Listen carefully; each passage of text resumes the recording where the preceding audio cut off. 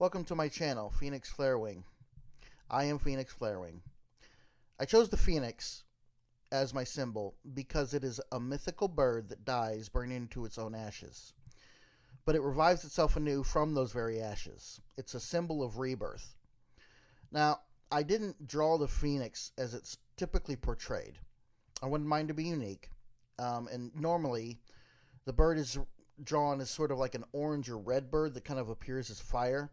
But I chose to make mine purple instead because purple historically has been a rare color due to the fact that purple dye was very expensive to make. So it was only available to like the royal class, and so that made it extremely rare. So I feel like this is the perfect way for me to have a symbolic representation of the fact that I was once a Mormon and that the old Mormon me has metaphorically died thanks to learning the truth, and now I am, in a sense, born once again. I started this channel because I'm convinced that the Church of Jesus Christ of Latter-day Saints is a fraud. It's not what it claims to be. It does not teach its true history to its own adherents and members.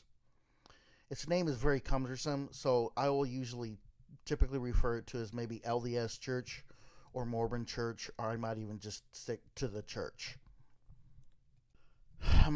My tentative plan is I'm going to present sort of a series of videos discussing sort of like the main tenets and beliefs that I was personally taught growing up in this very modern church. It claims to be the original Church of Jesus Christ.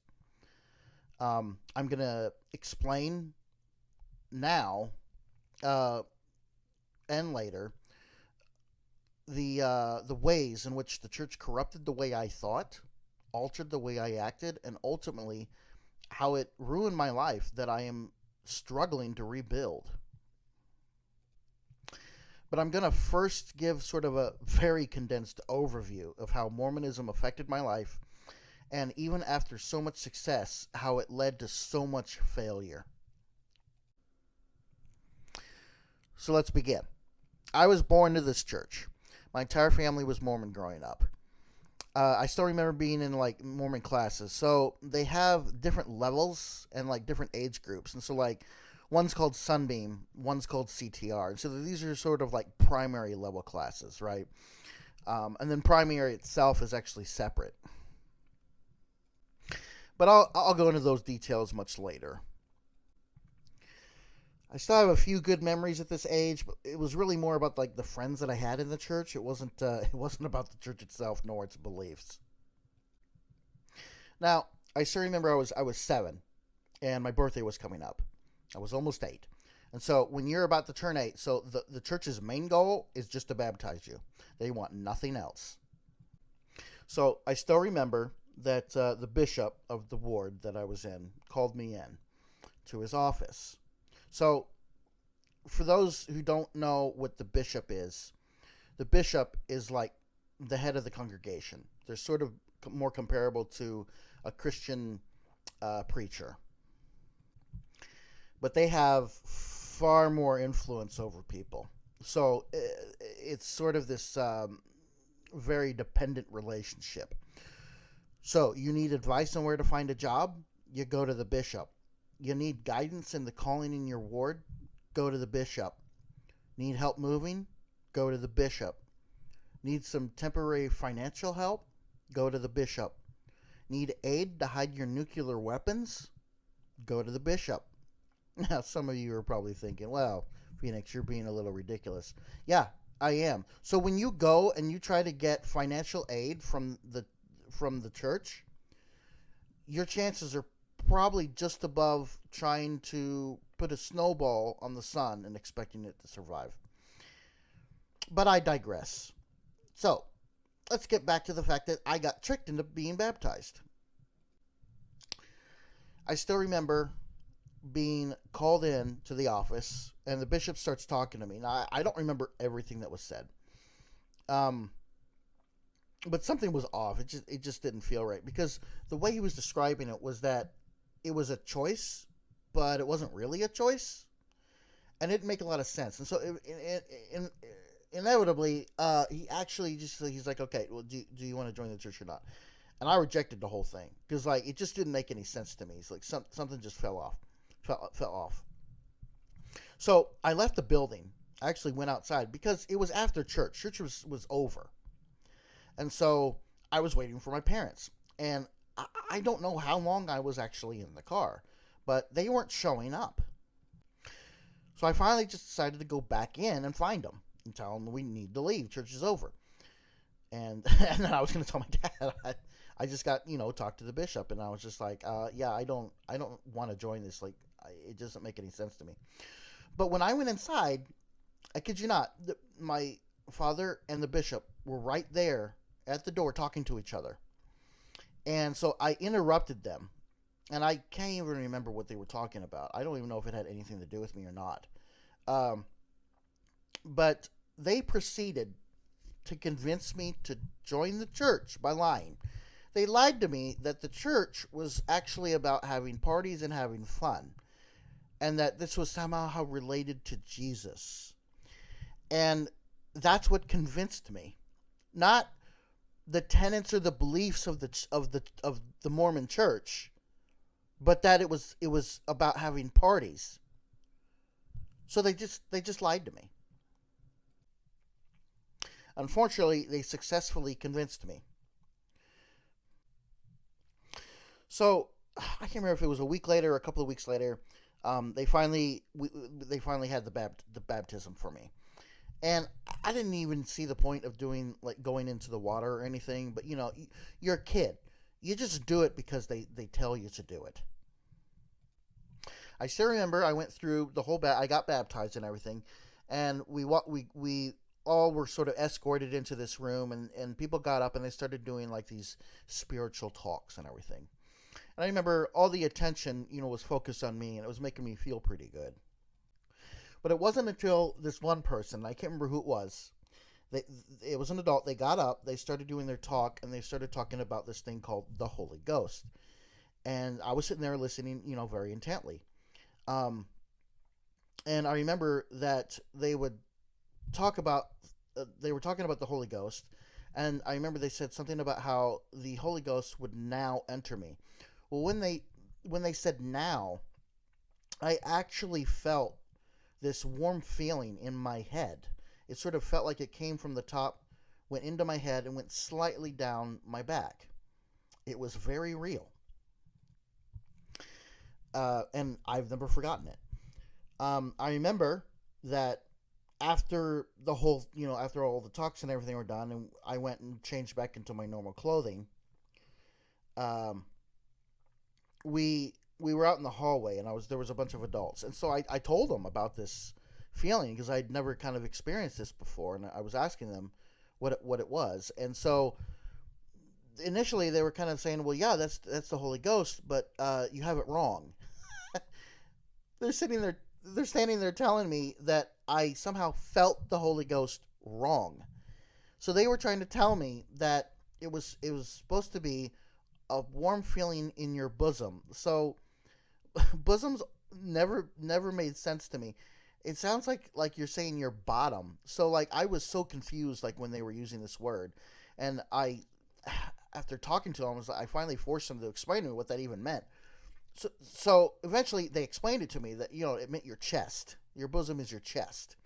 And they're like, okay, well, you're supposed to be feeling it in your chest. So after talking about it all, eventually my dad's like, okay, well, you'll feel it differently later, right? And unfortunately, he was right. So, after, continually going to church and having, home classes and, things, and hearing this Mormon gospel taught me over and over and over again, eventually I started to feel it in other places in my body, particularly the chest. But the thing is, this is a known phenomenon. This isn't solely to Mormonism. Other religions experience very similar things. It's just all psychology. It's not really a spiritual thing. It's not magic. It's just natural. It's science. This can happen to anyone, and nobody's immune to it. although it can and does affect people differently. Different people differently. I'll talk more on that subject hopefully later. So, I was a curious child, and I was since birth. But I still remember even now, even at the age of 8, um, I I developed rational thought a lot quicker than most people. Um, and so when the age of 10 rolled around, there was this one day where I was in a class with another boy, um, and the teacher was explaining and telling us about Noah's Ark. And so at some point, the boy, I can't remember if it was me that asked it or if it was the other boy that started asking questions. So my question was, where where did all the food come from for the animals if they're on the ark in the middle of the ocean? And the teacher was thinking about that and she wasn't sure how to answer it. Then my friend asked, "Well, where does all the poop go?" And so we started talking about it, and the teacher managed to be able to convince us, well, you could just, take like a shovel and like scoop up the poop and throw it overboard, right, into the ocean, because that doesn't matter. But she couldn't really answer where the food came from. And I can't remember much else about that day, but I do remember that it kind of stumped her, and I never forgot that. So when I was younger, I was inspired a lot by like science movies, and that sort of helped me develop uh, a taste for science and for rational thought, and that helped to sort of shape how I would think about things later. Um, but I always had questions about the church. I paid attention to everything. I remember at that age, because I was generally smarter than most people. Um, I was, one of the bright kids, and so, uh, you know, even the teachers, they would ask me questions, and I would be able to answer, uh, practically verbatim. I would kind of say it my own way, but so if I was asked about Joseph Smith or about Jesus or whatnot, I would answer, and so I would just kind of, rattle off things, but I didn't always know the answers, and there were definitely some things I didn't understand, and that's that's going to be important later. What is more important, though, is that at this point, at this age, this was one of the last classes I had in that particular ward building. Because, so what happens is that when people keep joining the church, the population of it goes up, right? And so it's called what's called a ward. And when a ward gets too big, they split it. So it actually becomes two smaller, what are called branches. So it's the whole thing's a tree analogy. Um, so it split, but what that meant is that we didn't meet at that building anymore. We actually started meeting somewhere else, actually in the town a lot closer to where I lived. But I was really disappointed because all the other friends that I had, I lost. But fortunately, this one particular boy who did question things, and although I felt like maybe we didn't question things enough, um, we were church friends, and we remained church friends for many years after. But I was very angry. I remember, there was a picture of Jesus in my house. I just remembered, and I remember yelling at it because I believed Jesus was a real person. I thought they was a real person, and so I was yelling at this picture because I was mad that the word had been split, and now and I lost all my friends. Um, so the next thing in my life, so after the ward had split into two branches, we were in a small branch, and it was a small branch for many years. Um, so this next part of my life, let's see, I was probably maybe 11 or 12. I think it was sixth grade, may have been 7th.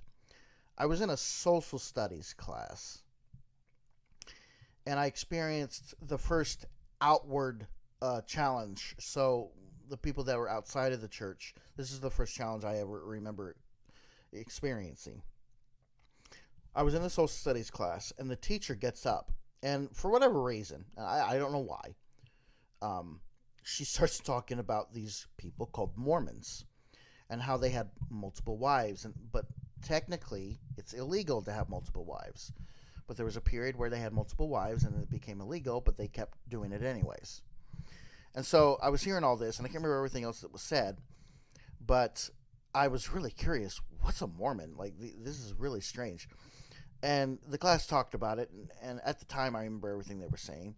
So I go home, and I go to my dad. I asked him, I said, Dad, what's a Mormon? Why is it that they can have multiple wives if it's illegal? I don't understand. And of course, the shock and awe and confusion on my father's face was priceless. So he says, Phoenix, you're a Mormon. And I'm like, huh? So it was very, very strange, because growing up, like,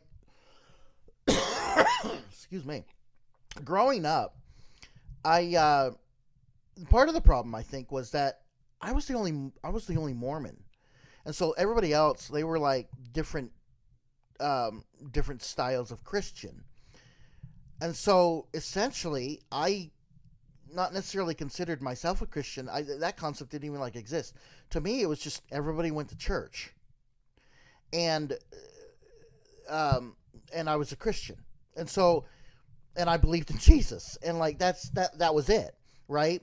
And so I started thinking back, and I'm like, wait a minute, no, yeah, we talk about the Book of Mormon. Somehow, I was just disconnected mentally, and I couldn't figure out how or why.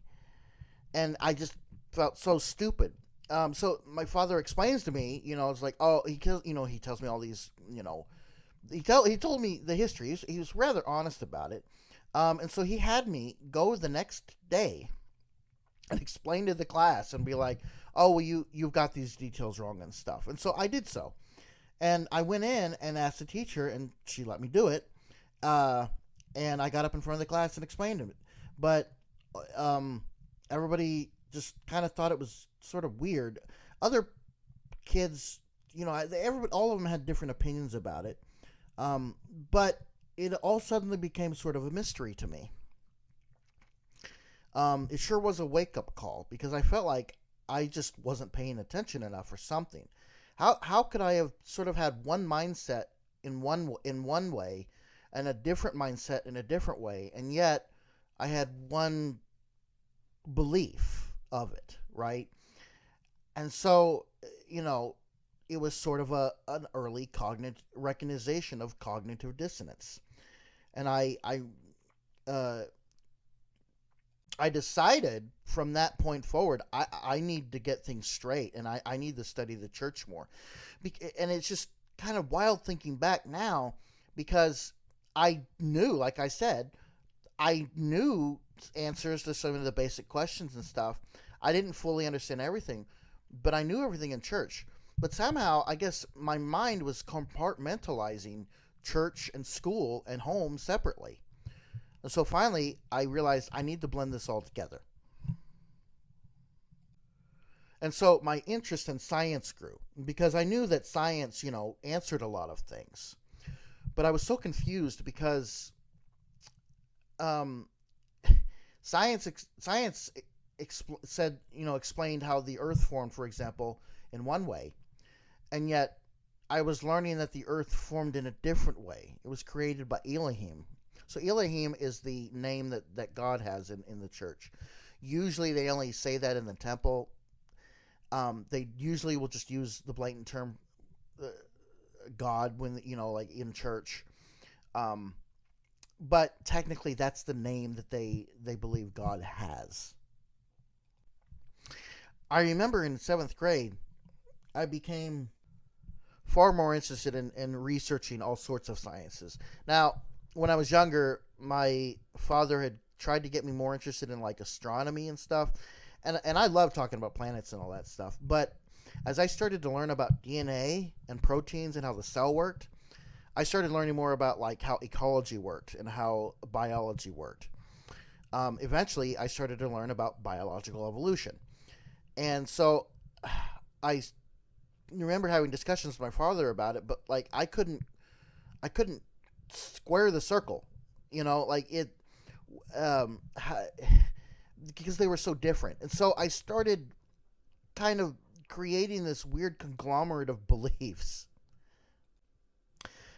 Interestingly enough, I started developing beliefs that were very similar to sort of what's called now, and I think even called then, was Christian creationism. So, but I didn't even know that term for years, and I was starting to develop theories that were a lot different than what modern Christian creationists said.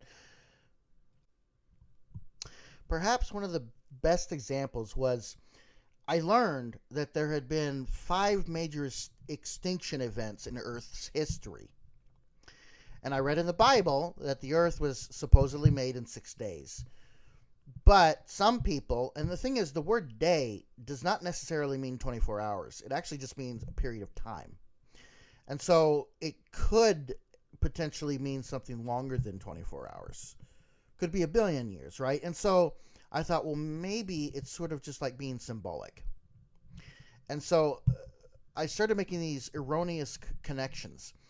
I learned at some point that dinosaurs existed and that birds are the descendants of dinosaurs.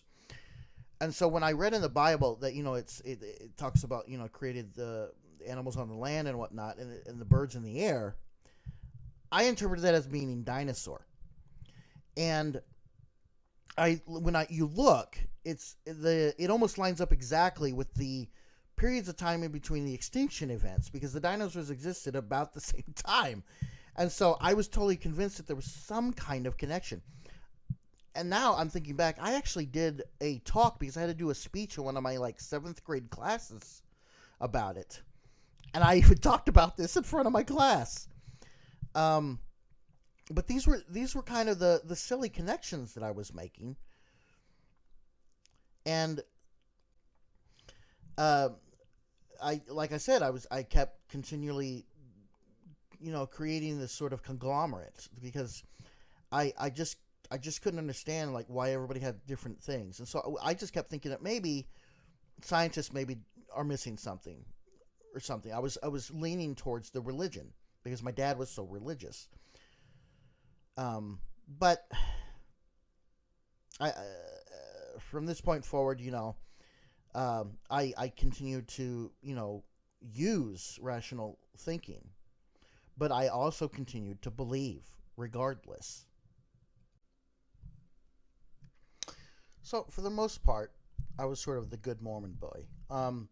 But one of the things that I definitely adhered to in the Mormon religion is the word of wisdom.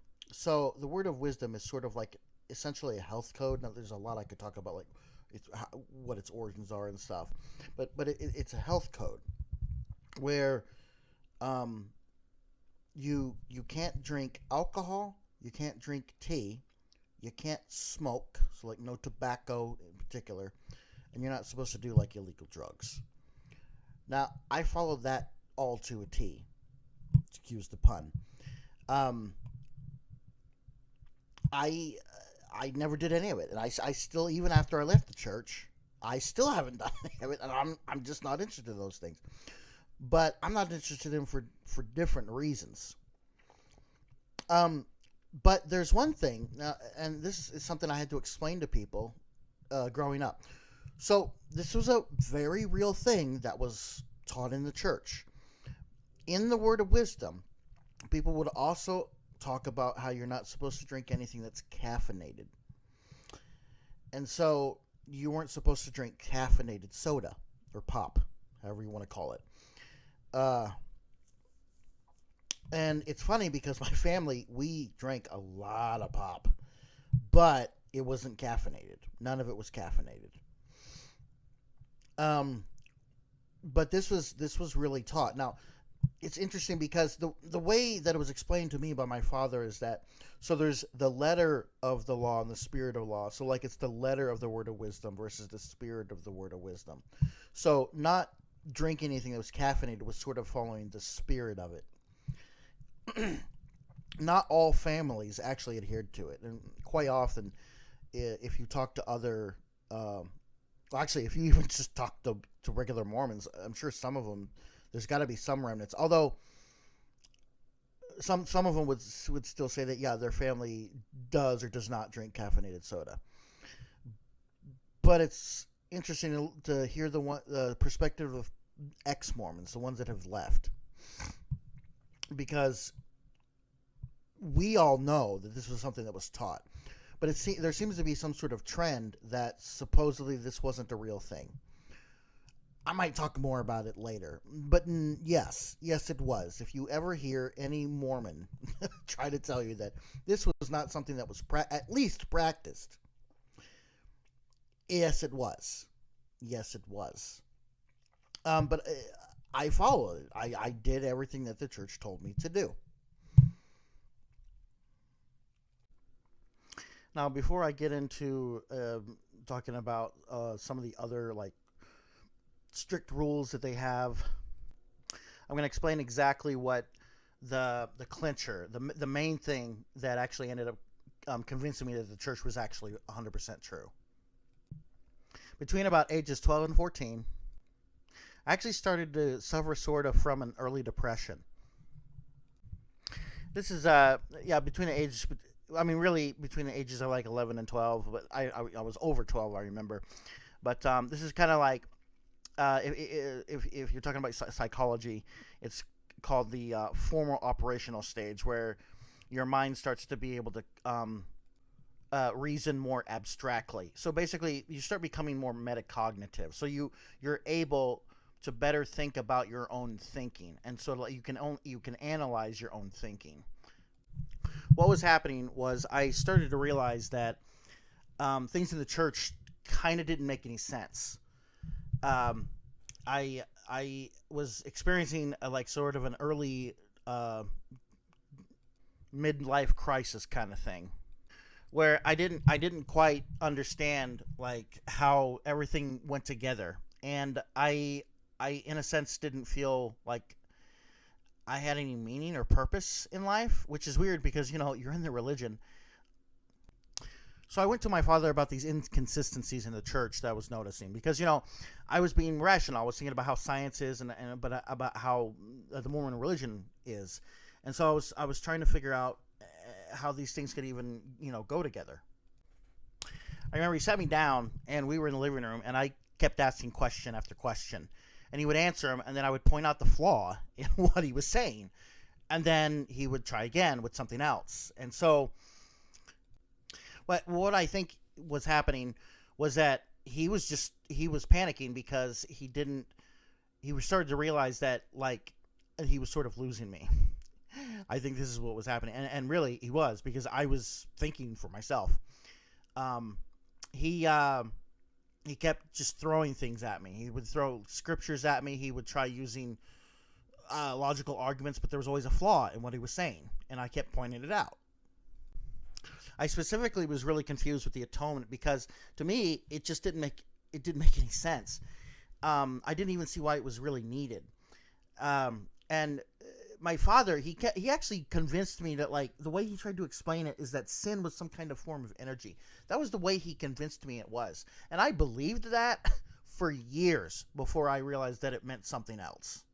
All the way into my adulthood. Like I think I was mid-20s before I realized that I had been told completely wrong.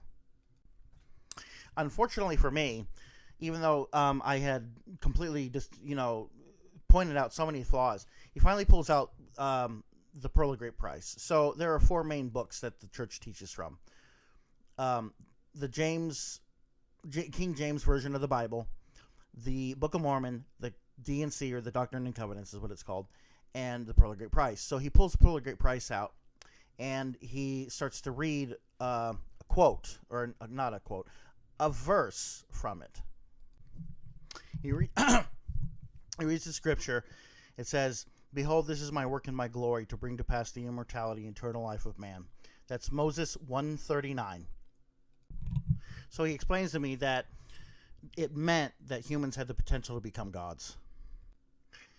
And this actually made sense to me. It's because when you think about it, if a human being could exist forever and keep learning forever, they eventually know everything, right? So that already would be an attainable attribute that a God would have, right? So that made sense to me, and this was it. This is what convinced me that Mormonism was true. So I decided to take the church a lot more serious. Now, I had mentioned before that I was the only Mormon in my school growing up, K through 12, basically. However, well, not K through 12. At about 8th grade, we actually had another family move in, and they were the other. Well, we had two families move in, and so there were finally other Mormons that were attending my school. So in the church, if you're not a member, you call people that are outside of the church a non-member.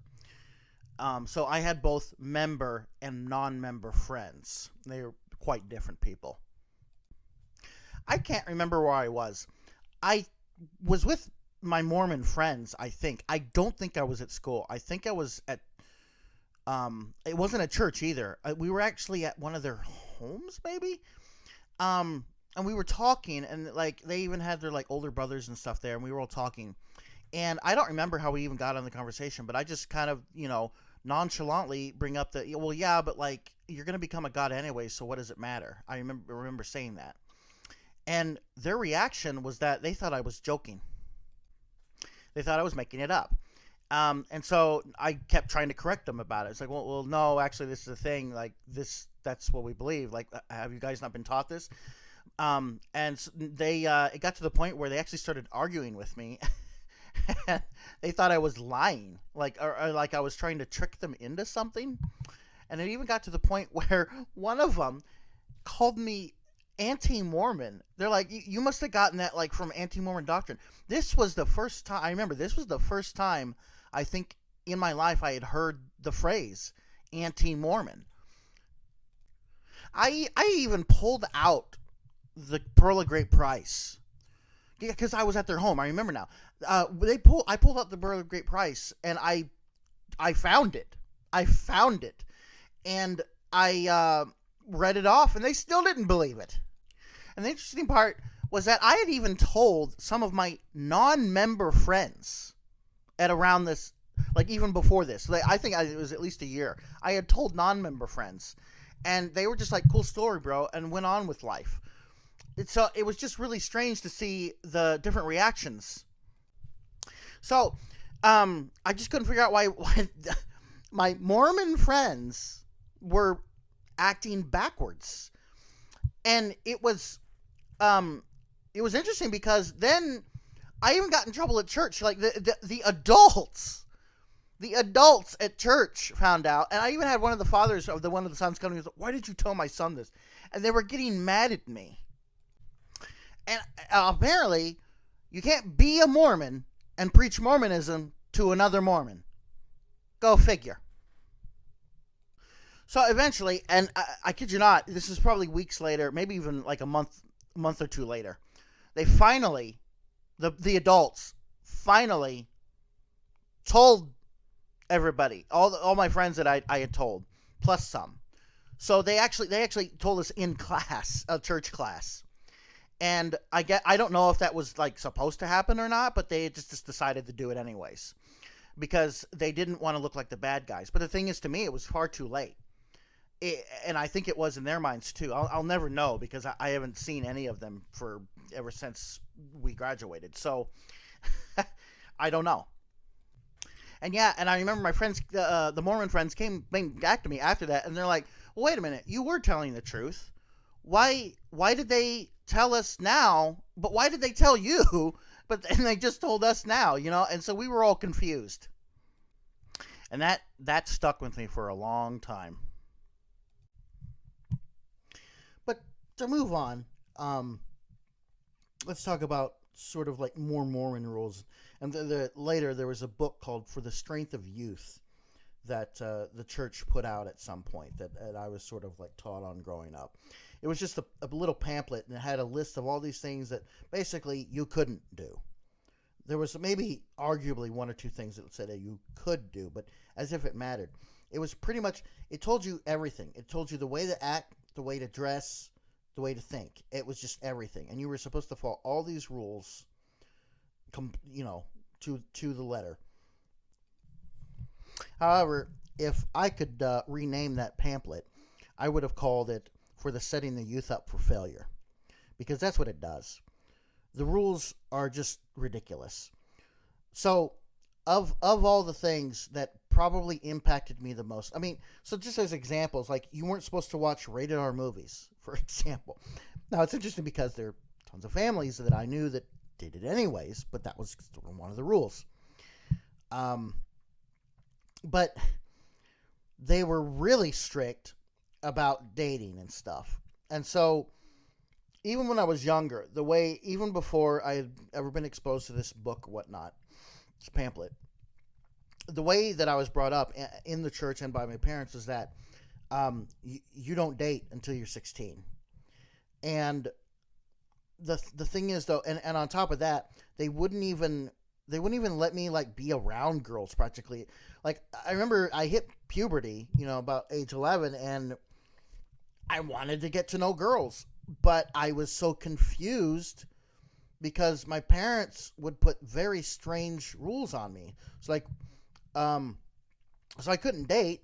So the only time I could even talk to girls was at school, and at church. But there weren't as many girls at church, or any at all for a while, I remember. So I was just so confused. It was like,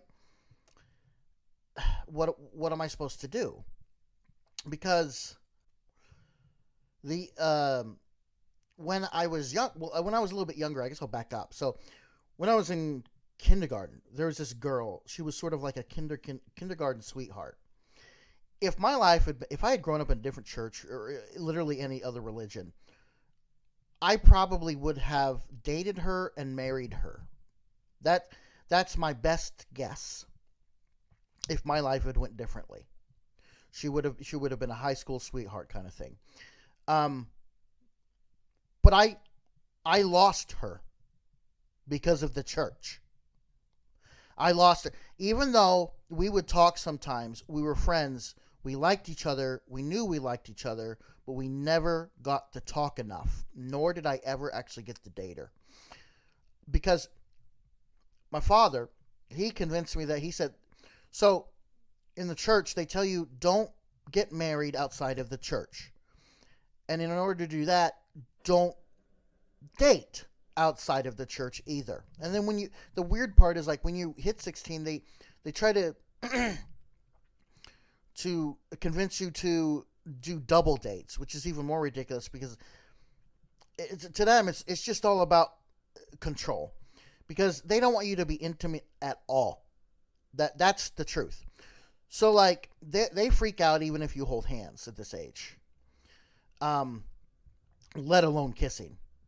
Or even just sitting too close to the girl. It's absurd. It never made any sense to me.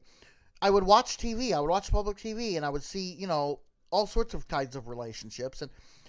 But it's like, well, why do I have to miss out on all this? I don't understand. And then you're telling me that somehow when I get married, it's just all going to be okay. But it didn't add up.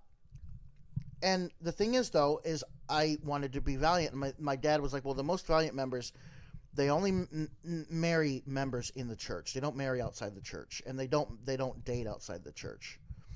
So by the time I was 16, the girl, I remember we were talking one day, and it was the last time I actually ever talked to her. And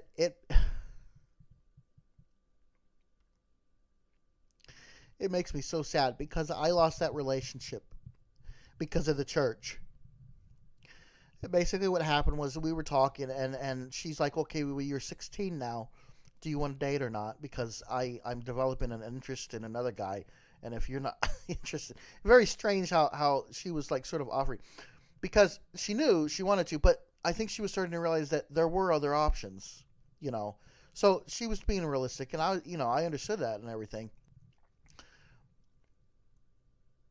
And the reason I told her that, I said, well, I guess not, because I believe in the church.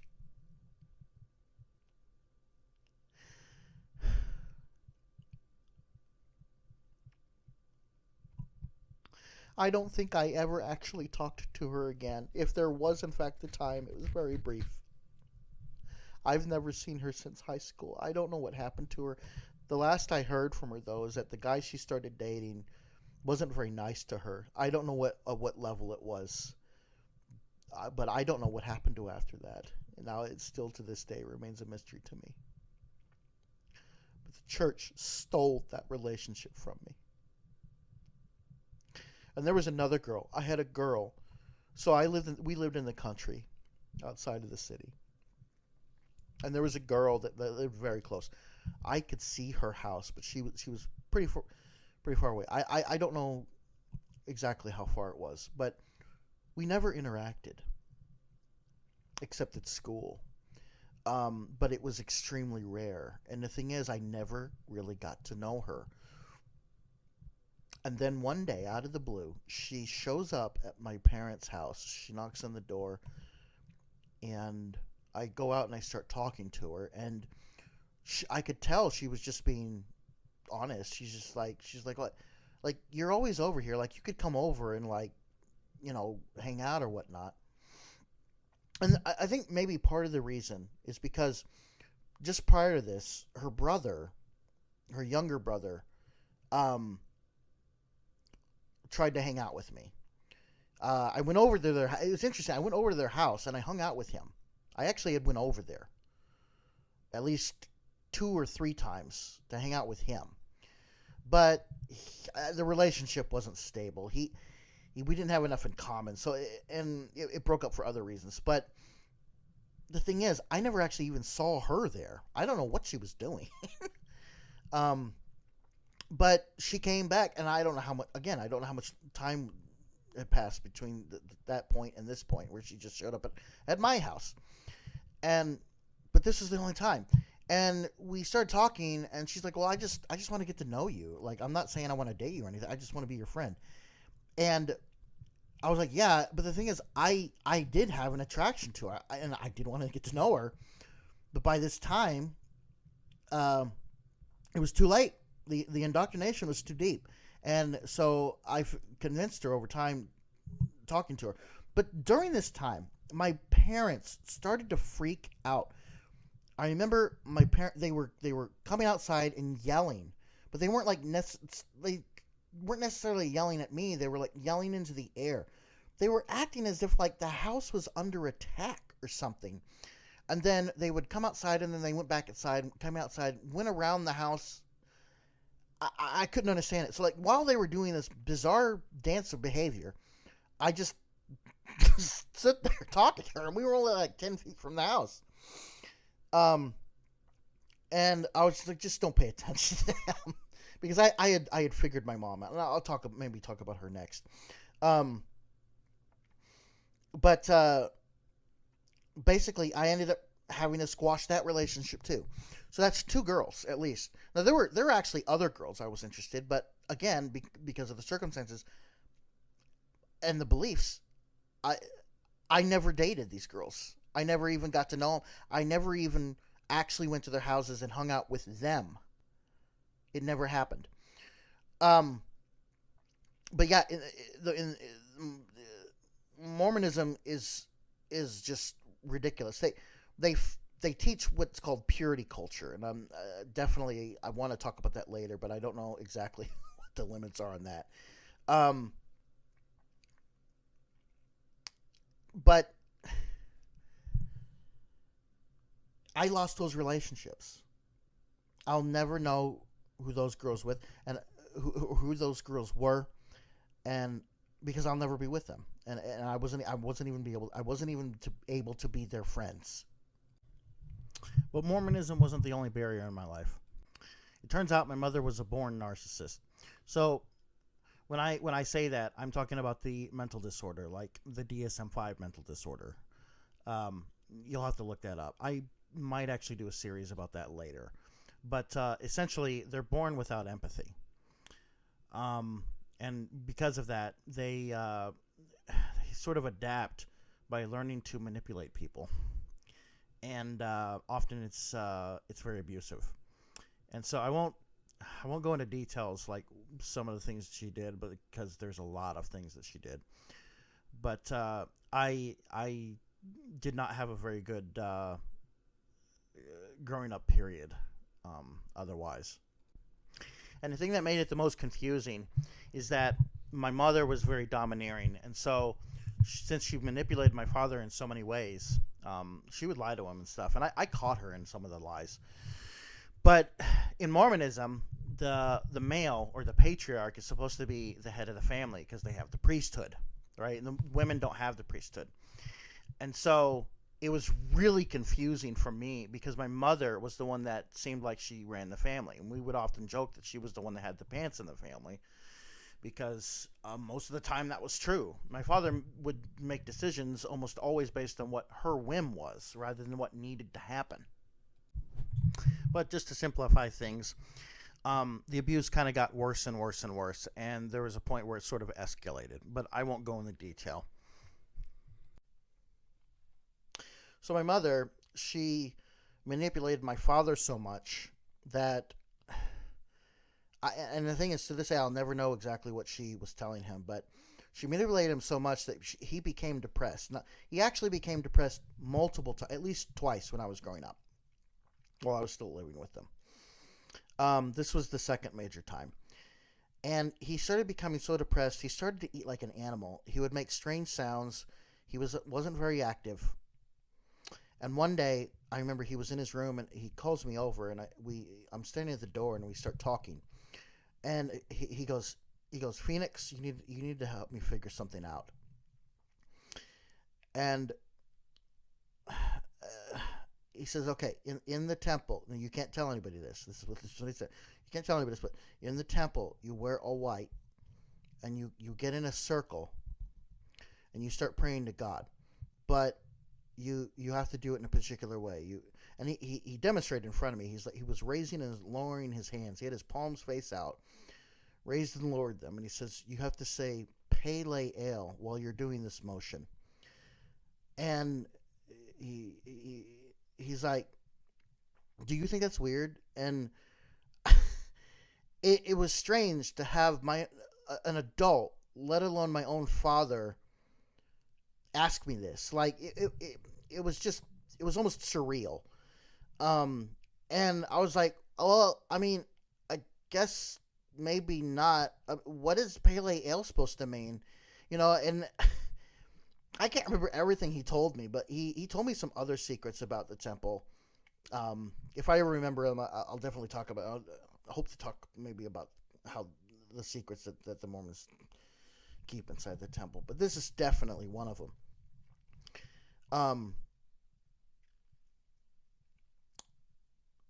And so, but what worried me more was after the conversation, he went to his room and he just kept moaning. And he moaned for hours. And he started saying some strange things, like he thought people were going to harm themselves and stuff. It was very, very uncomfortable. And then eventually we actually called the church. But and we sent him to the mental clinic, and then they helped him a little bit. He came home. I can't remember. I think it was actually, I don't know if it was the next day or not. It might have been 2 days later. But he finally sort of reverted back to normal. And at this time I was attending college, and so he had to drive, and this was part of a problem too, because since he was out one day, I can't even remember. I think it was a priesthood. Yeah, because like we called the priesthood over, and they're the ones that like escorted him out of the house and took him, and then they were eventually the ones that brought him back. They were priesthood. I don't know if it was the current bishop. I think it was some other guys that helped. as well. But I think the bishop might have been there. But they took him out, and he got sort of better. But this was one of the last things I ever remember experiencing at my house before I left. But I went to college for a full year, and I probably would have done better and all that. But after college, I didn't know what to do. I still felt lost, and I kept praying because I was like, I remember I asked God, I was like, why is my family so dysfunctional? I don't understand this. We're in your church. Why do things seem like they always seem to go down the drain for some reason? And so I prayed and prayed and prayed. And eventually,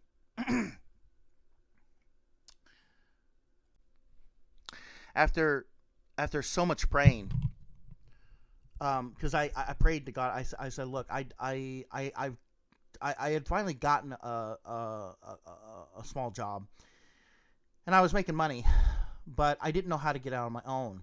And I prayed to God, and I said, please make something happen. I don't even know what could happen. But I don't know how to get out of this house. I don't know how to get on my own to do anything at all. And I did this multiple times. And then it happened. A miracle happened. My sister, I have more than one sister, but my sister, she calls, and she starts telling me and asking me if I want to come live with them. And I started telling her about like how Mom was treating me and everything, and she's like, oh, okay, well, this must be a sign from God or something. This is what she said. And my mom was, of course, she wasn't against it at all. And eventually,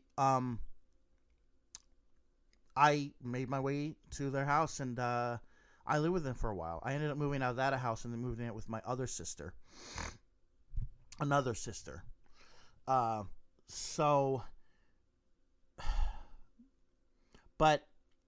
you want to know how I know 100% that it was not a miracle? Because my sister finally admitted, about like 15 plus years later, she admitted that what had happened is my mom just called and convinced my sister for me to move in. I don't remember if she paid her or what. I don't know how exactly she convinced her. But they played it off as if it was an answer to a prayer. It was not an answer to a prayer. You made it look like it was an answer to a prayer. So finally I escaped my narcissistic mother and enabling father's abusive home. Now my sister eventually, I can't remember how much time passed, but we went back, and she wanted to try to get us to reestablish a better relationship, which I thought was silly. But basically what ended up happening is that I kept them at an arm's length by only allowing them to come over once a month. So that was the deal. They could only see us once a month because we were close enough that they could drive, and then we could talk to them and whatnot.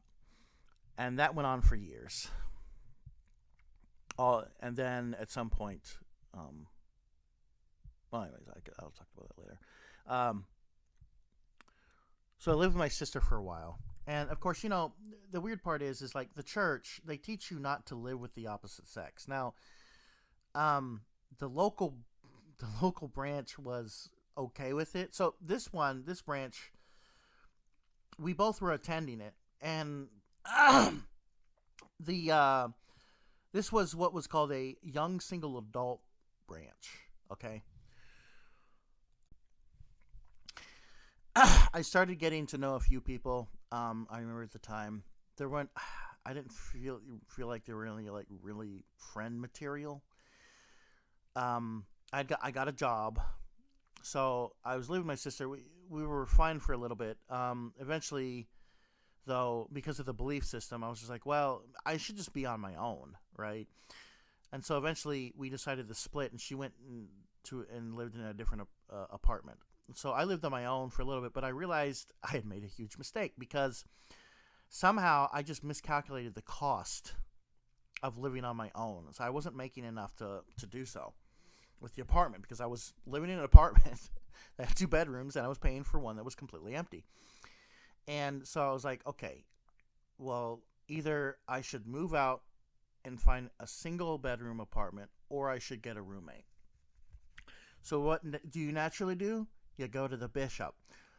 So, but when you're the bishop of a YSA branch or ward, so a YSA branch or ward is a separate ward that is only allowed if you are between 18 and 30. So the whole idea is that if you're single, you go to that. If you are married, you go to the other one. Or if you're younger than 18, you go. The whole point is to try to help you find, a life partner, a spouse, basically. And so it's like, okay, so we attended this, and as I go to the branch president, which is what is the equivalent of the bishop, basically. Why they changed the name, I don't see the purpose at all, but this is what they do. So I go to the branch president, and they had me pray about it, right? And so they prayed about it, and I was like, well, should I just move to a smaller apartment, or should I get a roommate? And they convinced me to get a roommate. And but it had to be a member. Now, I can't remember at the time exactly what happened, but eventually one showed up. Like I found one, and they came to the singles branch, but they were like way out of town. So, but they decided that they would move in with me and attend the branch. Now, when they moved in, they weren't there very long, and eventually they moved out again. And I'm like, well, what was the point of going to the bishop and praying about this if he was just going to move out? So I prayed about instead. I was like, you know what? I'm going to try something. And because I don't know how to, I just don't know how to live on my own. And we're just going to see what happens. Just because I was curious, and because I was sort of desperate at the same time. So I had met this guy that I worked with, and he was a pretty chill guy. And so he was looking for somebody to room with. In hindsight, maybe it was just all dumb luck. I don't know. So I ended up moving in with him for a while. During that time, I quickly started to feel like I had made the wrong decision, because I had been told that, you're not supposed to you're supposed to be careful about like non-member friends and stuff. It's just wild how paranoid they make you of the outside world, because it's not like I didn't have non-member friends before, and I didn't live with them or anything, but I started like having these thoughts of like, just thinking back, it was just like I had just made a mistake. So I decided to move out. So of course I went to the bishop and talked to him again, and they're like, okay, yeah, find somebody who's, we prayed about it, and they're like, okay, well, the answer is find somebody who's a male member.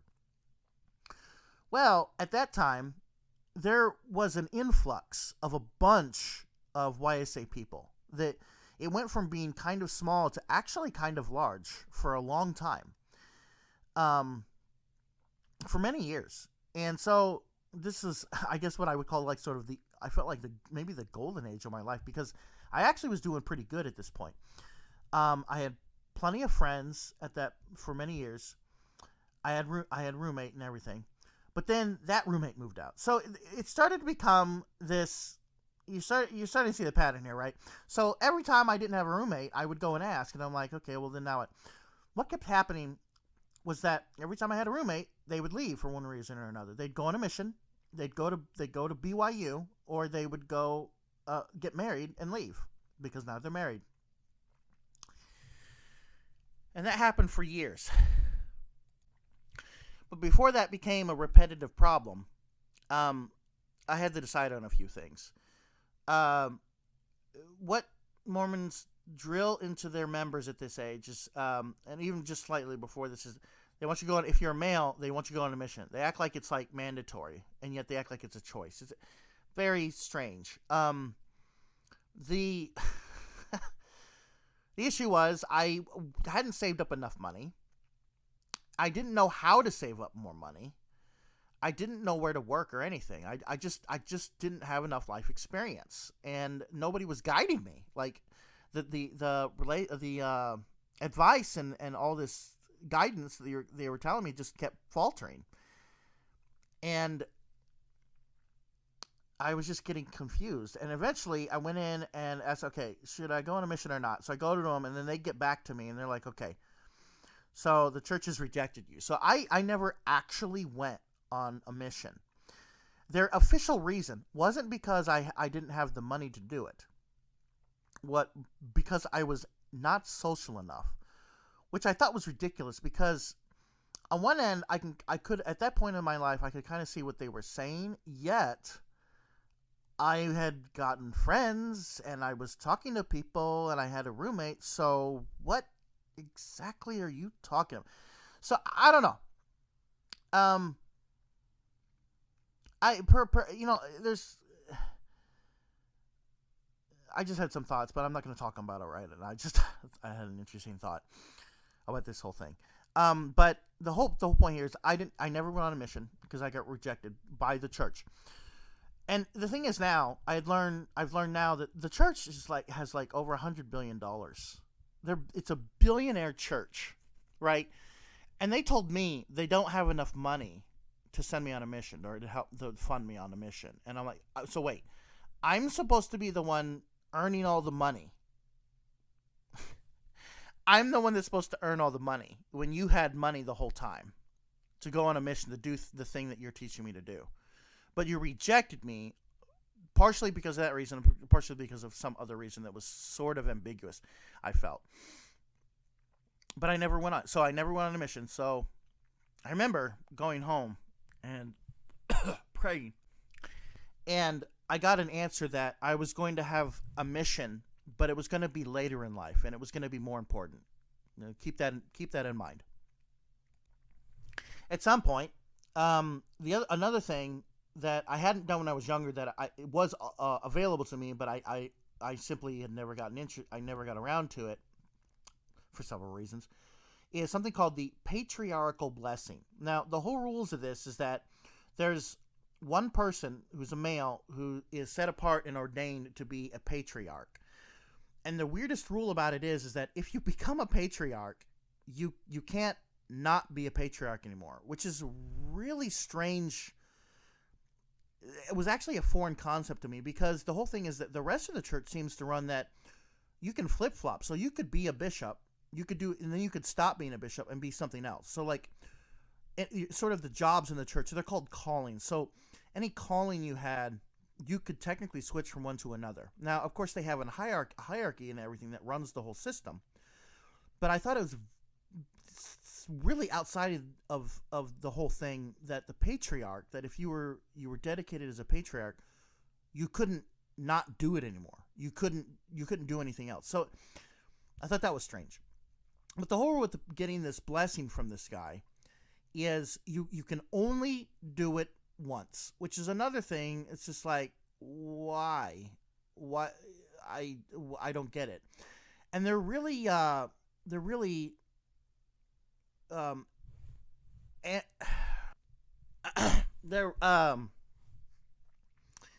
don't tell you like what is going to be on it. Like, they don't even tell you like what it could, well, they sort of give you like general ideas of what might be in it, but I was told that I could pray for answers and then get the answers through the patriarchal blessing. That is what I was told. And that is exactly what I did. I prayed. So I prepared myself. I prayed in secret, all asking for like very particular answers to very particular questions. and I fully expected them, to be answered in this blessing. So I go and I get the blessing, and even while he was saying it, so like they put their hands on your head and they they pray and start talking, and somebody's in the room and they are recording everything that's being said, and later they print it out and they mail it to you. So even at the time I was hearing it, I was like, that didn't seem like that answered anything that I had asked. So I eventually got it in the mail, and I went over it. And yeah, it was just like nothing was answered. All the questions that I had all the way up to that point, none of it was answered. So I was perplexed.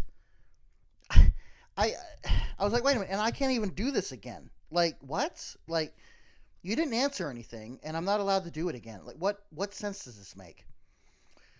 But I continue to believe anyways, right? I continue to believe, even in the face of something so obvious.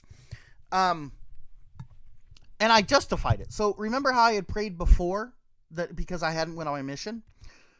I started developing this weird idea, and I prayed about it, and this is the answer I got. I was supposed to be sort of like this I had a special job or a special mission that had something to do with like either helping the prophet in the future, in the last days, right? And I was supposed to, so I was, when I started to think, and the thing is, what was really happening was I was experiencing cognitive dissonance, and I couldn't explain why everything just kept pointing the direction that this might not be true. And so, but I was like, but it is, right? Like, I read the scriptures and everything like this. So I started to get this idea because I had prayed, and all these ideas just started flooding in my mind.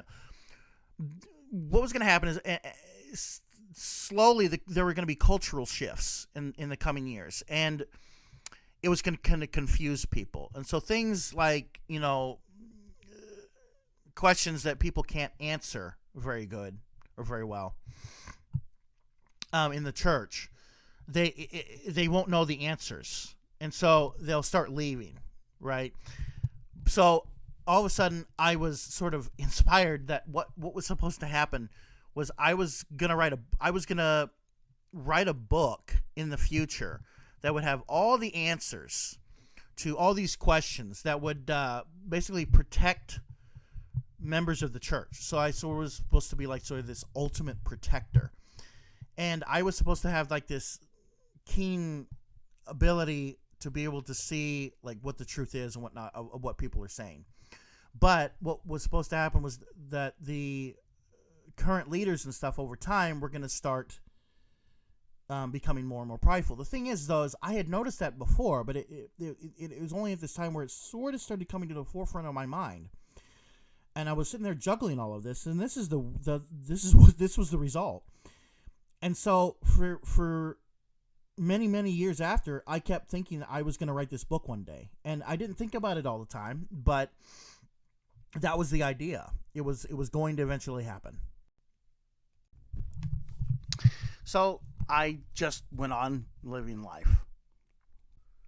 Now during this time, from this point forward, I just went on, and I kept having, I'd had roommates move in, and then they would move out, move in, move out. While this is all happening, I got to the point where, over time, I actually had went back to college, and I was debt free. I would take out Pell Grants, and I would only do work part time. And so I was debt-free for years. And I would have continued to be debt-free all the way until I've gotten my degree if it weren't for the bishop and the church. Because one day when it was some kind of church activity where they were giving talks, and they were talking about how you need to get married, because they would drill this into your head, get married, get married, get married. And, I kind of pushed that off to the side a little bit. I did do some dating. I dated some girls that were Mormon. But I was focusing on college because I was just like, I was just living life. And I was actually doing pretty well. if I had just continued to do exactly what I had been doing the whole time, I wouldn't be in any debt. And even if the events that I'll talk about later had happened, I would have been prepared for them. But nope. So here's what happened. So during this talk, they started talking about how, like, the branch president called me in to his office, and he's like, you need to get your degree faster. And I'm like, what? You need to get your degree faster. That's what he was telling me. Now, I don't know if this was something that, like, he was told by somebody else or if this was his own making. But if it had been told by somebody else, it would have come from, the upper hierarchy in the Mormon church. But at any rate, they convinced me to go home and pray about it, about what degree to get. And so I did, and then I came back, and they said that they would pray about it too. Without going into detail, essentially, they convinced me to change my degree entirely and to go into debt to finish it faster. That is what they convinced me of. I would have never done it if they hadn't told me to do it. So I changed my degree. I went from one degree to another, and I went into debt. Went into debt for Elohim, right? I went for 2 years. I actually quit my job. I went for 2 years full time to get the degree. I remember he even promised me that I would find a job. And then after I had gotten the degree, I couldn't find a job.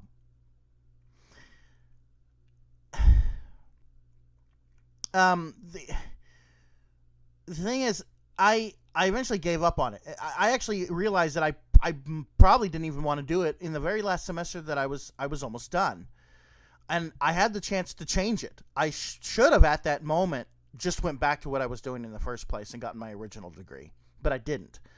I finished the degree, which caused me to have to go into more debt to return to get my other degree, the one that I started with. But that only happened about a year later. So after graduating, because I realized this isn't going to work.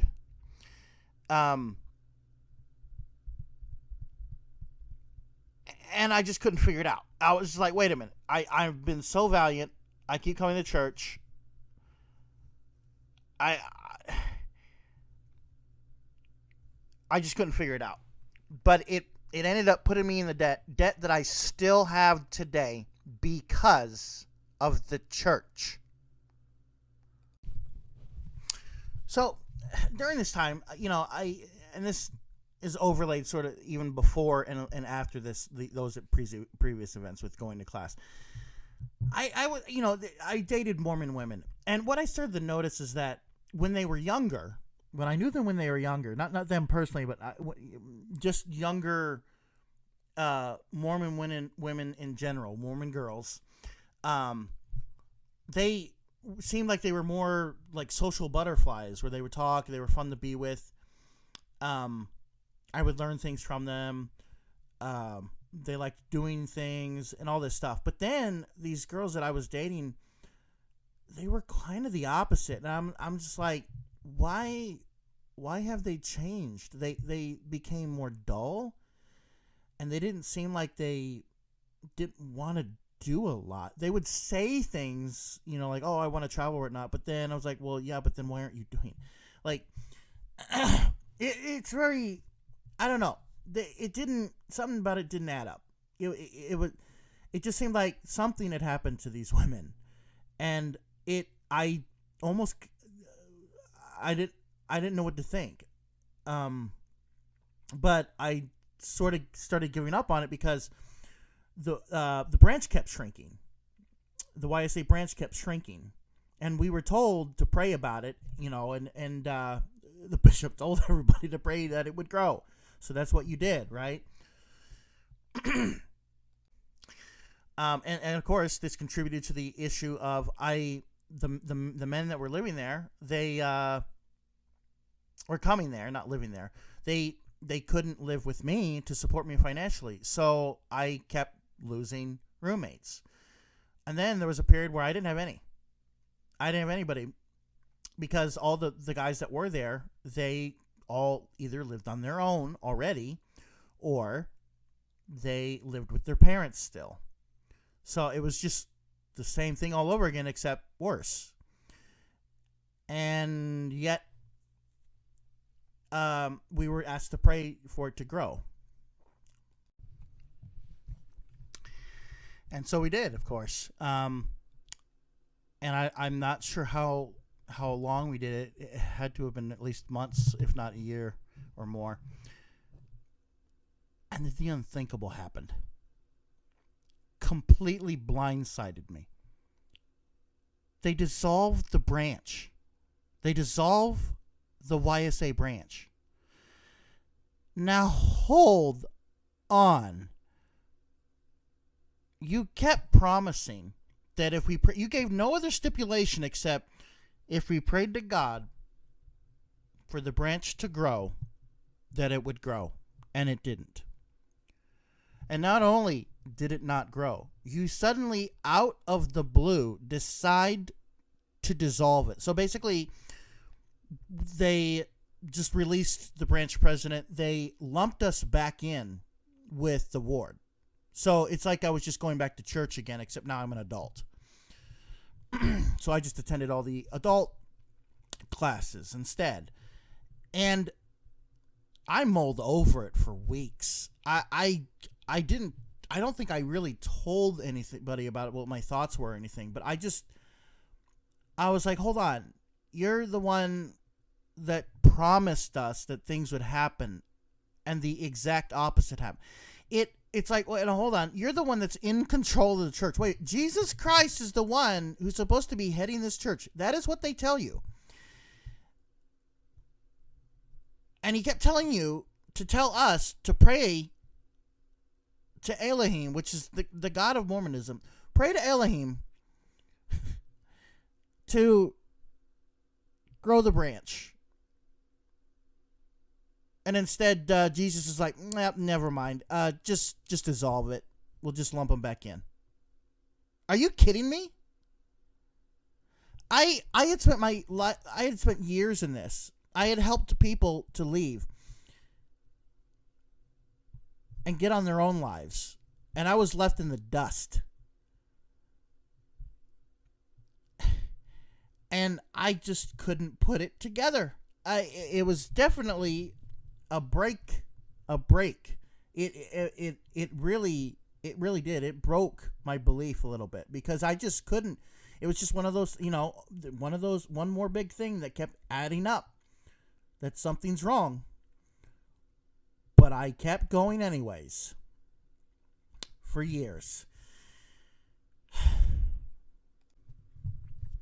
So this kind of forced me to do a lot of contemplation. I thought about my life a lot. I was trying to figure out what happened, what went wrong. And it seems to me there wasn't a whole lot wrong.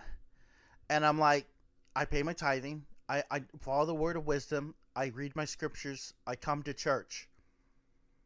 I go to the church activity. Like, what was I missing? Right? What was I missing? Because I'm pretty sure I wasn't missing anything. And finally, I just dedicated myself. I was just going to make sure I did everything right all the time. And I did it for months. And I prayed all the time for an answer. Because at this point, I was starting to get a little fed up. And then something amazing happened. I went to sleep one night. And I had this dream. But it was sort of like a dream vision. Now, here's how it went. I was in sort of darkness, but then I came out of the darkness like as if it was like morning, right? And there was some fog, and I was walking somewhere, and I went looking for a man.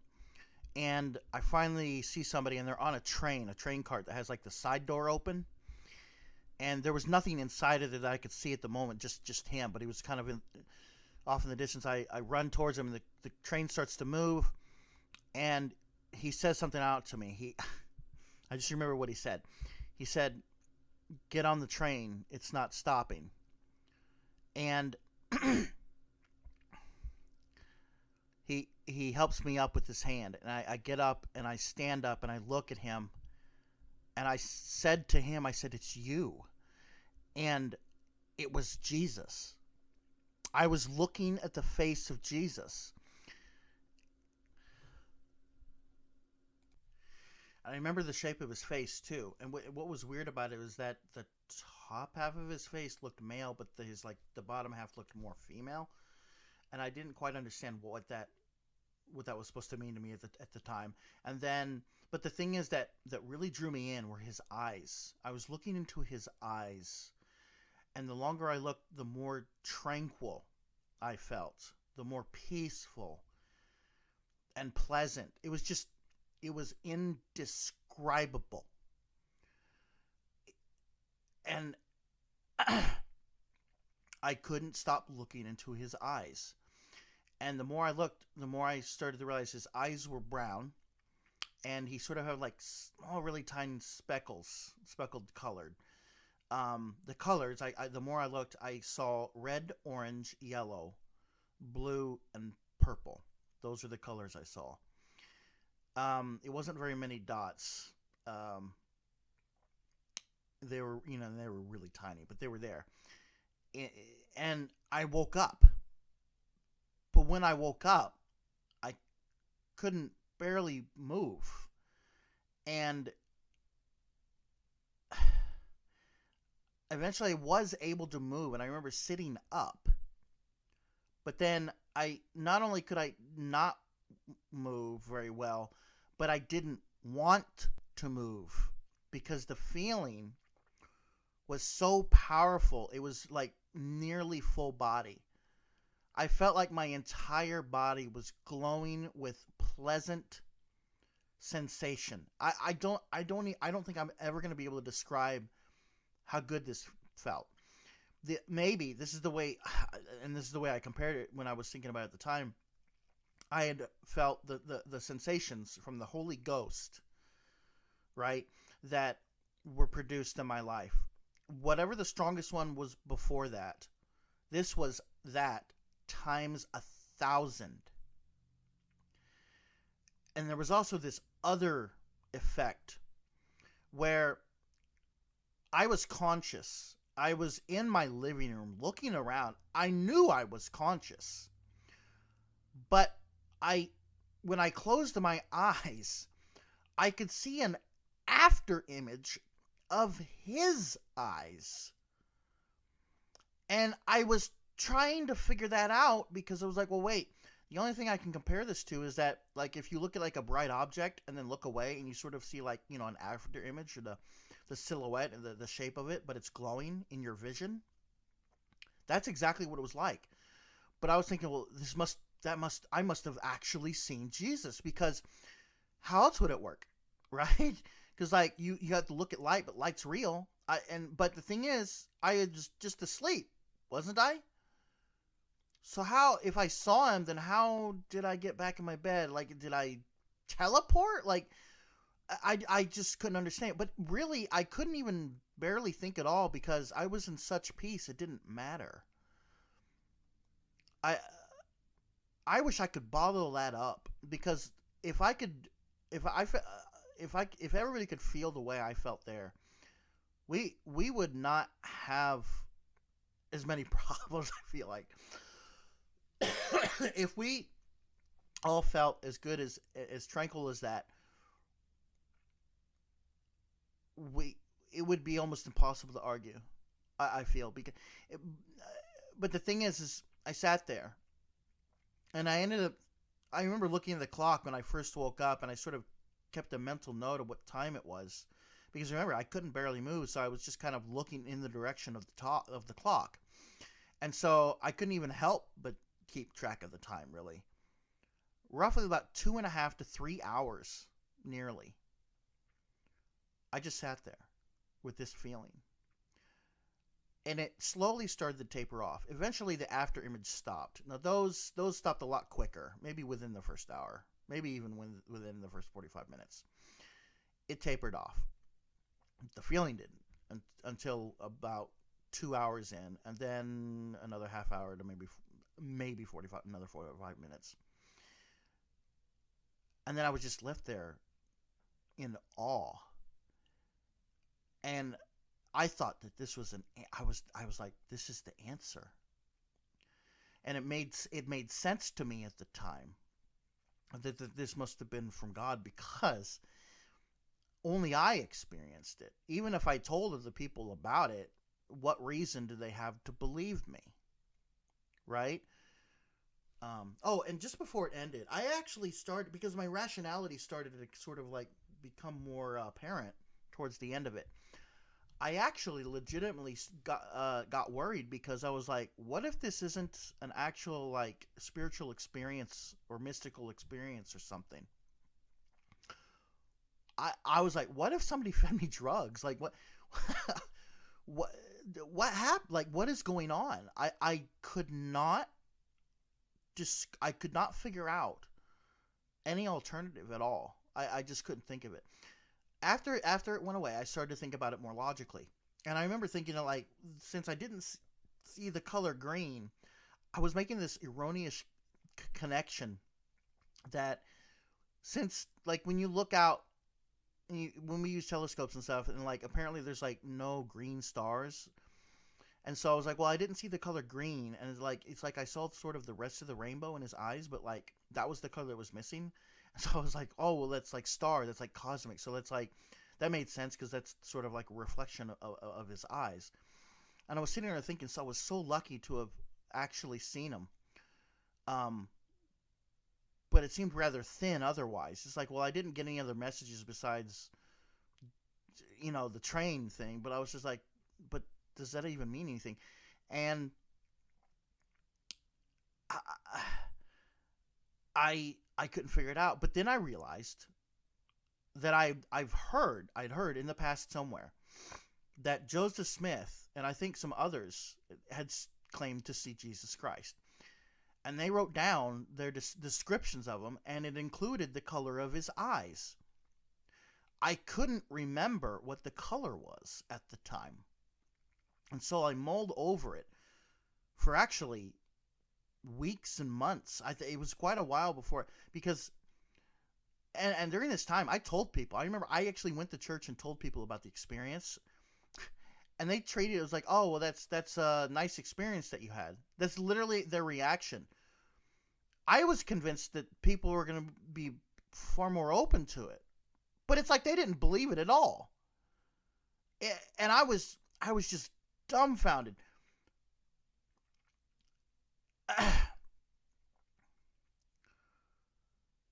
And I thought, okay, I have to look it up. I have to look up what the color of his eyes were.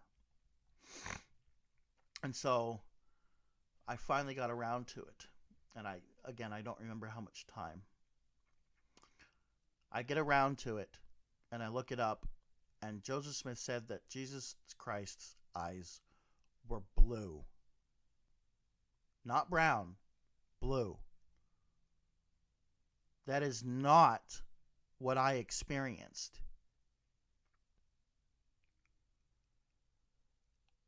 And I was just, I think that may have very well been the biggest turning point. As some ex-members say, that they use the term, it broke their shelf. This might have broken my shelf. Maybe, well, it put in a ginormous crack. It didn't break fully yet. Because the thing is, if you had felt what I felt, you would have a very difficult time explaining what had happened. Because the thing is, I started thinking about, though, because it's like, wait, that means Elohim lied to me. God lied to me. That doesn't make any sense. And then I tried to justify it. I said, well, wait, what if this was Satan trying to trick me? But the thing that didn't make any sense to me was like, well, wait a minute. It's clear that I could just look it up, and wouldn't he know that?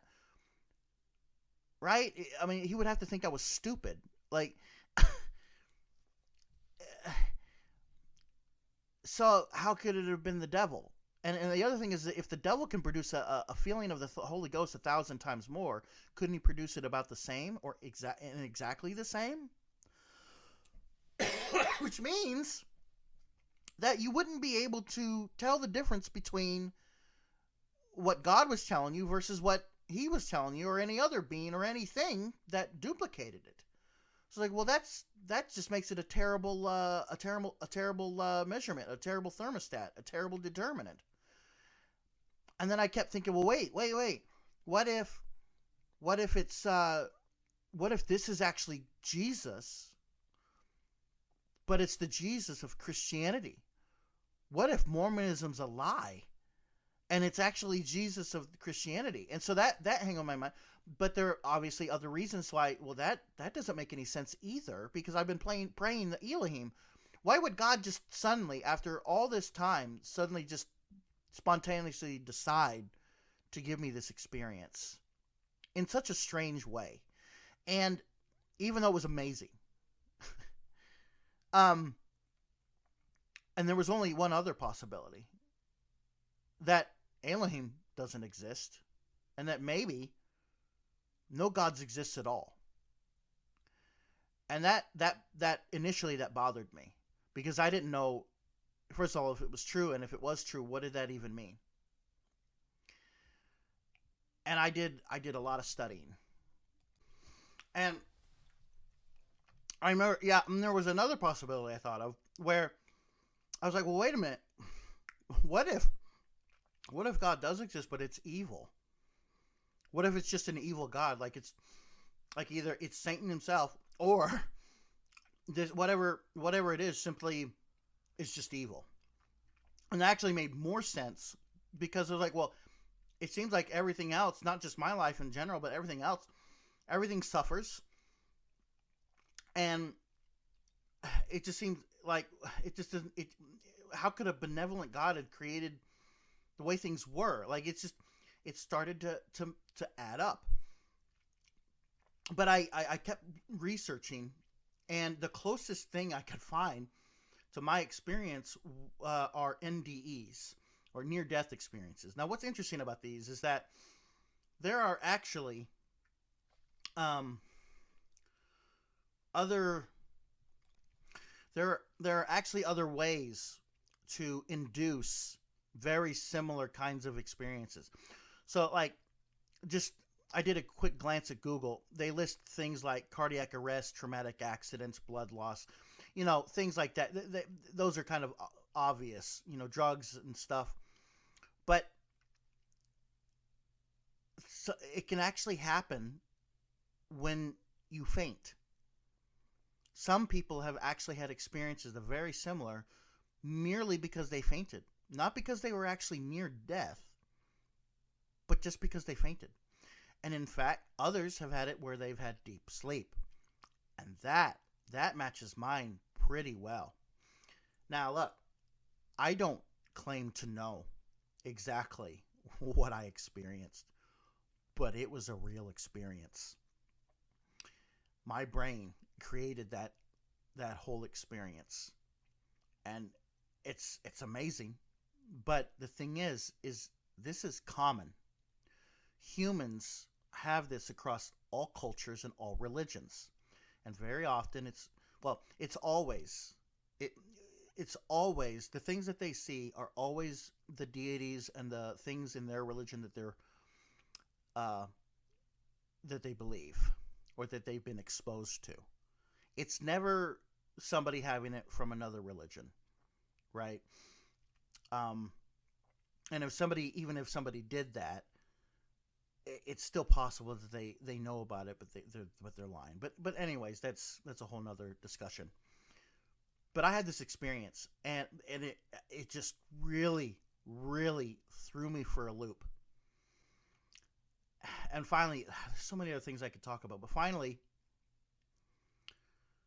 and during this time, I remember I actually bumped into what is called the CES letter. So this is a letter, and I can't remember who the guy is who wrote it. He was a Mormon, and he had a bunch of questions, and he wrote all these questions down, and actually went to like the higher priesthood, and asked for the answers because he said he just couldn't figure it out. And I thought it was very interesting because it's like, well, wait a minute. Like, my entire life was supposed to be dedicated to doing this very same thing, and this guy's already done it. But the thing is, he got excommunicated for it, and I thought, that doesn't make any sense. So I looked at it, and I was a little afraid because, you know, the church teaches you, like, not to look at anti-Mormon doctrine, right? Is the term they love to throw around. And so I decided, look, I just had the most amazing experience. And if it's true, it's true. It doesn't matter. So if I look at this, I should be able to tell the difference. So I went through it, and I just glanced, and I found that there were a list of cities that the now ex-Mormon guy claimed that these cities existed before Joseph Smith did, and Joseph Smith took those names and simply altered them, and they were what the names he used in the Book of Mormon, and that's evidence that he wrote the Book of Mormon. And I was like, well, that's easily confirmed, and so I can just look that up. So I started typing in these cities and looking up, well, when did this city start? When did this city start? And I was getting dates that were after Joseph Smith. So I was like, oh, wait a minute. I think this guy's a liar. I think that's why he's probably excommunicated. He just lied. So I continued to believe, right? But I didn't even bother looking at the rest of it, because once I went over that, I was like, well, logically, all you have to do is prove one thing wrong, and that's it, right? So I threw it away. I, metaphorically threw the whole thing away, because it was like, well, nah, it's not true. These people are lying, right? So there must be an answer. There must be an answer. And then, after some time, COVID hit in 2020, and I was fed up. So I decided, when thinking back, I was like, look, if I was really destined to have all these answers, I should have been looking for them in the first place. But of course, I actually was still slightly convinced. So I was like, well, I must be right, because the CSS letter, it was just a lie. So I had to figure out what the truth is. But as I delved in, I started finding all sorts of websites. I found YouTube channels, posts, everything from a variety of sources online about how it was demonstrable that the Book of Mormon was made up. It steals from the Bible. Joseph Smith was just a con man. He was arrested multiple times for multiple reasons, basically all just about tricking people for different reasons.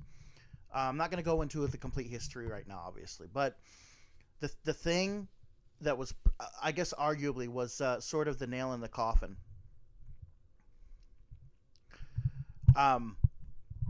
was discovering that the Pearl of Great Price was completely disproven. So that fourth doctrine that the Mormons teach all the time, they still do it. The book. So the what's known about it is that there was an Egyptian papyri that Joseph Smith bought, along with some mummies and some other stuff, and he had these three main things that had Egyptian writing on them, and he claimed to have translated, like a direct translation from those Egyptian documents, and got the Pearl of Great Price out of it, which said that apparently Abraham had visited Egypt at one time, and it talks about how like he was almost sacrificed, or like there were women that were getting sacrificed, and that's what it talks about, and all these other things. Well, there are Egyptologists. There are plenty of videos. Another being like Mormon Stories. They did a brilliant one where it's like 6 hours long. They go through it so thoroughly.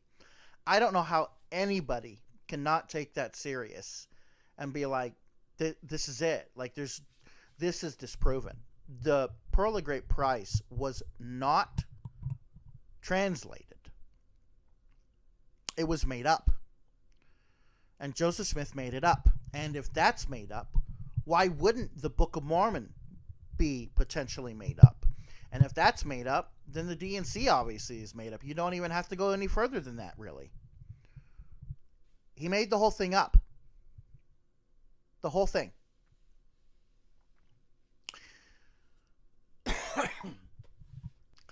And this, after I discovered that, I don't even know how to explain, because I was just like, of all the things, right? Of all the things, finally I got convinced that like this isn't true. But then I was like, wait a second, didn't I have this figured out?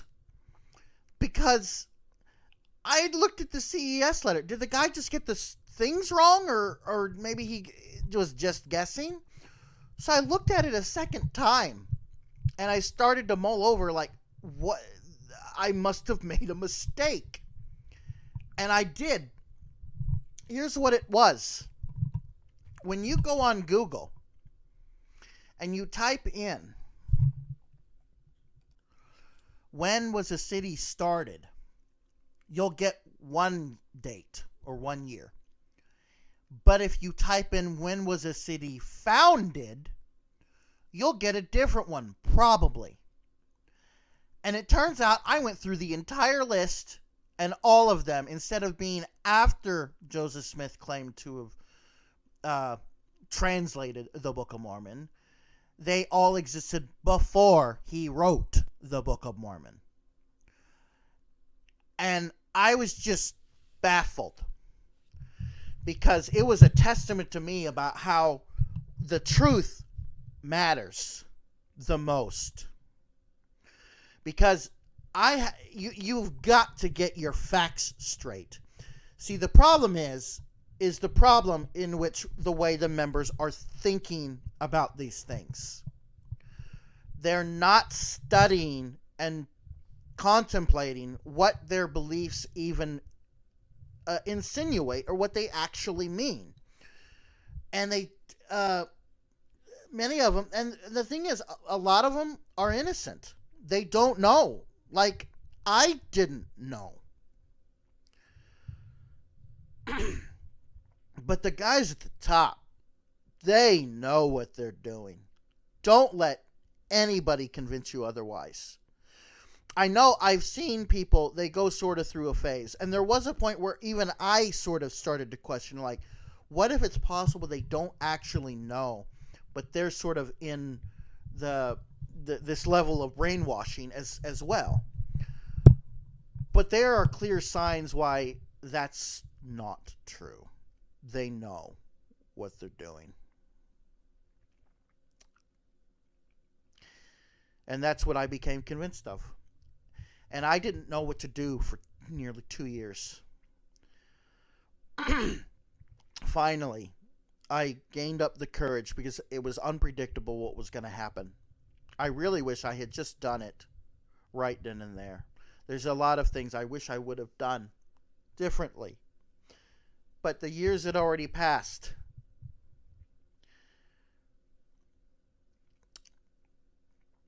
And in 2021, a year before I actually decided to leave the church legally, using quitmormon.com,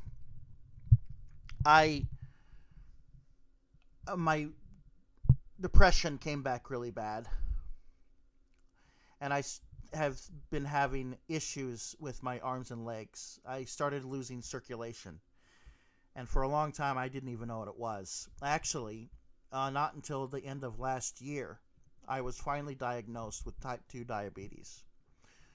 So I've had it for years, ever since ever since 2021 at least, maybe even before, because there are reasons why I think it was actually, I may have in fact actually had it in 2019, but anyways, I officially and legally left. It is beyond me how you nearly have to be required to get a lawyer to get out of a church. I mean, even Christians are like, yeah, if you don't want to keep going to a Christian church and don't be a part of it anymore, you can just leave. You can either leave and go to another Christian church, or you can leave altogether. It's totally your choice, and there isn't any legalities behind it. But this church hides behind and manipulates the law in such a way so that they can continue to bother you to try to reconvert you, unless you go through quitmormon.com. However, things have been changing in the last few years. I've noticed that some people are not having as much trouble leaving. And I'm starting to wonder if maybe, I think the church knows. They know that people are just going to keep leaving. So they're just like, they've given up. They're just going to keep letting people go. And that's fantastic. But it still doesn't happen for everybody. I don't know exactly why. I don't have all the intel, obviously. But currently, I'm not sure what to do, because my depression got so bad in the last few months. I didn't have a job for months, and then I finally found a job. And then it was seasonal, and then it ended, I'll say. So now I don't have a job again, and I'm drowning in debt. And I would really appreciate some help, because I've been on my own. Even after I left the church illegally in 2022, and I had told people, it's been it's been now 3 years, I guess now. I've been functioning just completely on my own. My family obviously is difficult. And all I can think of is how my life went. So when I look back at all the things that I've spoken in this video, I need you to really, really think about all this. Whether you're a member or not, or if you're some other religion. I was lied to in order to get me baptized into a fraudulent religion. I was lied to that somehow abandoning real life situations was somehow helpful, and that real life relationships are somehow evil. I was lied to by my own parents and sister about a miracle that didn't happen. It was planned. I was lied to by my bishops and branch presidents that getting a different degree was better. I was lied to that people would move in just if I prayed hard enough. And then, not only did it not happen, it couldn't happen. Then I was lied to that going to the bishop for financial help would help me. I was lied to by Elohim that Jesus' eyes are brown instead of blue. I was lied to about everything. And the result, after having been so valiant, keeping all the rules,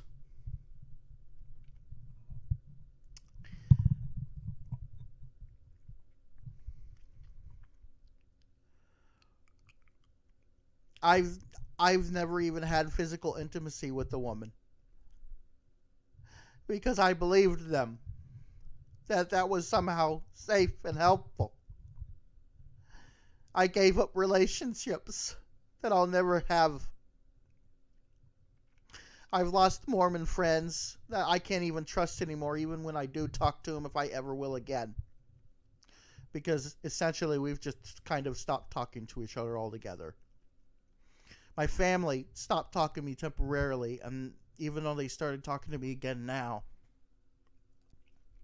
They're just difficult. They're not really that helpful at all. And now I'm drowning in debt. Medical debt.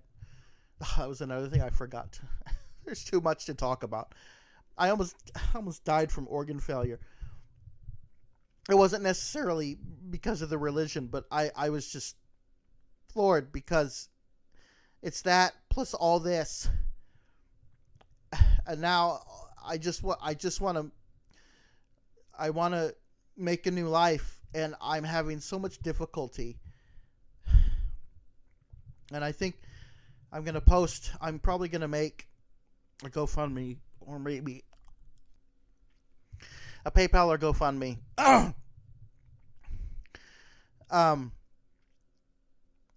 If people wouldn't mind helping donating, but I don't know. I don't know what else to do right now. I'm still seeking a new job, but I've been meaning to do this for years. I mean, at least 2 years. But I'm going to talk more. I don't know what's going to happen next in my life. I'm not even sure if I'm going to have the chance to make more videos. But all I'm going to do at this point is keep making videos to expose this fraudulent religion that masquerades as something so benevolent. Like and subscribe, or like and comment,